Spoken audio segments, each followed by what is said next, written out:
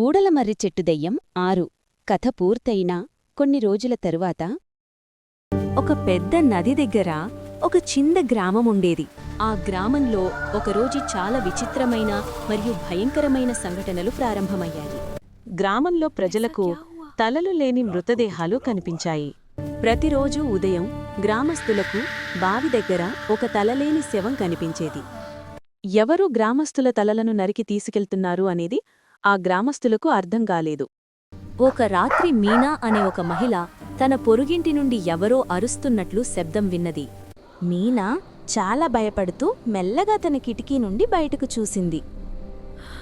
మీనాకు అక్కడ ఒక భయంకరమైన దయ్యం కనిపించింది. ఆ దయ్యం చేతుల్లో విచిత్రమైన బెలూన్లున్నట్లు మీనాకి కనిపించాయి.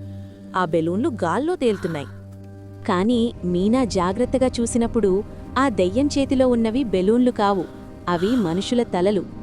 అయ్యో దేవుడా, ఇదే ఆ భయంకరమైన దెయ్యం, ప్రజల తలలు నరికి తీసుకెళ్లే దెయ్యం అని మీనా భయపడుతూ అరిచింది. మీనా వెంటనే లేవండి లేవండి, తలలు నరికే దయ్యం బయట ఉంది అంటూ తన భర్త అజిత్ను లేపింది. అజిత్ లేచి కిటికీ నుంచి బయట చూశాడు. కాని అప్పటికే ఆ భయంకరమైన దెయ్యం చీకటిలో మాయమైపోయింది. రాత్రి మధ్యలో ఎందుకు ఇలాంటి కలలు కంటున్నావు? చూడు, బయట ఎవ్వరూ లేరు అని అజిత్ మీనాతో అన్నాడు. లేదండి, నేను నా కళ్లతో చూశాను అని మీనా అజిత్తో చెప్తుంది. మరుసటి రోజు ఉదయం మీనా చూసింది మొత్తం గ్రామస్తులకు చెప్పింది. అందరూ గ్రామస్తులు ఆమెకు దెయ్యం కనపడింది అని చెప్పిన చోటుకు వెళ్లారు. అక్కడ భూమిపై రక్తపు చుక్కలు, దెయ్యం అడుగుల ముద్రలనూ చూసి ఆ ఊరి గ్రామస్తులు భయపడ్డారు. ఇది నిజంగానే భయంకరమైన దయ్యంలా ఉంది, మీనా చెప్పిన మాట నిజం అని గ్రామస్తులన్నారు. అప్పుడు ఆ ఊరి గ్రామపెద్ద గ్రామంలో భయంకరమైన దెయ్యం తిరుగుతోందని, ఈ సమస్యకు పరిష్కారం కనుగొనే వరకు రాత్రి ఎవరూ ఇళ్ల నుండి బయటకు రావద్దు అని గ్రామంలో దండోరా వేయించాడు. ఆ రోజు రాత్రి చమన్ అనే తాగుబోతూ గ్రామపెద్ద చేసిన హెచ్చరికని పట్టించుకోకుండా నిర్లక్ష్యంగా తన ఇంటి బయట ఒక మంచం తెట్టి మద్యం తాగడం ప్రారంభించాడు. ఆ తాగుబోతు చమన్ భార్య, ఇంటి లోపలికి రండి, ఇంటి లోపల తాగండి, ఈరోజు గ్రామపెద్ద ఏమన్నారో తెలుసుకదా, తలలు నరికే బియ్యం తిరుగుతోంది అని చమన్తో చెప్పింది. చమన్ నవ్వుతూ నాకెల్లంటి దెయ్యం భయం లేదు అని అతని భార్యతో అన్నాడు. అతని భార్య మళ్లీ హెచ్చరించింది, కాని ఆ తాగుబోతు వినలేదు. చివరికి ఆమె ఇంట్లోకి వెళ్లి తలుపు వేసుకుంది. చమన్ మాత్రం బయట తాగుతూనే ఉన్నాడు. కొంత సమయం తర్వాత చమన్ని ఎవరో మెల్లగా పిలుస్తున్న శబ్దం చమన్ విన్నాడు.